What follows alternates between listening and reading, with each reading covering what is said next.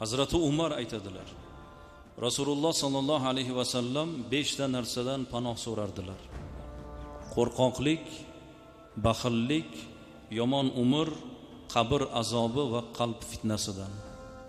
Mana shu 5 ta narsaning bittasi yomon umr. Alloh asrasin. Behuda umr o'tkazishdan.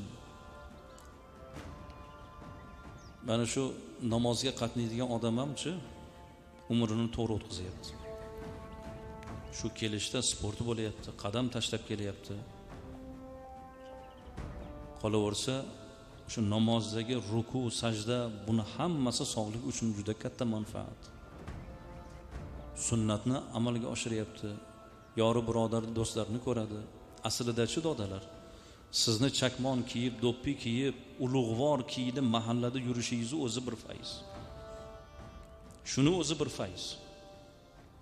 Bir ustozimiz aytardilar. Abdul Hakim qora akamiz. Alloh umrlarini ziyoda qilsin. Hozir Chilonzorda imom xatib bo'lib ishlayaptilar. Ko'kaldosh madrasasida biz mudarrismiz, u kishi mudir. Katta yoshi ulug' ustozlarga aytardilar. Ustozlar, sizlarni shu chakmon kiyib, salobatli bo'lib, viqor bilan shu madrasada yurib turishinglarning o'zi talabalarimizga tarbiya derdilar. Mana shu otaxonlarimiz shu chakmon bilan, fayz bilan, salobat bilan mahalladan chiqib masjidga kelib, masjiddan yana bir fayz bilan, salobat bilan mahallada yurishinglarning o'zi bu juda katta tarbiya bu. Bu juda katta barakot bu. Ko'chada shu behuda narsa bilan ovora bo'lib turgan ham sal o'zini yig'ishtirib oladi. Ko'chada g'iybalashib turgan xotinlar ham sizlarni ko'rib uyga kirib ketaveradi. Uyaladi. Sufyon Savriy aytadilar.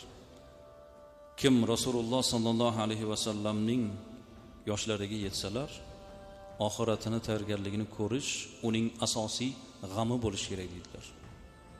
Qarang. 60 dan oshgan odam umrini qanchasini yashadi? Aksariyatini yashab bo'ldi. Endi u odamni asosiy tashvishi oxirat.